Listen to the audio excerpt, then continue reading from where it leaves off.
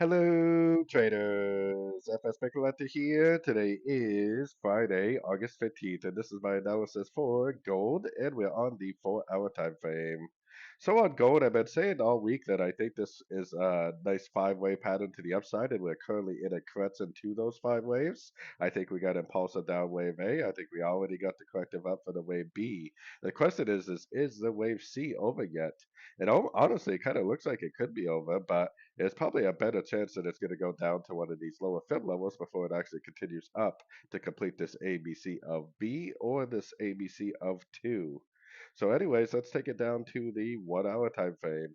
So on the 1 hour time frame, we don't really have a break of structure yet. The most recent structure is right here, which tells me that this actually could be a pullback within this downtrend, and it could go down to that 61 or 78% Fibonacci retracement that I just showed on the 4 hour time frame.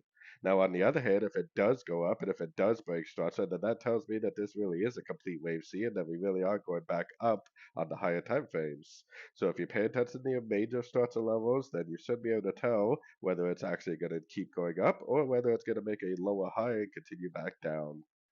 So anyways, don't forget to check out my website linked over here in the corner. And as always, thank you for watching and happy trading.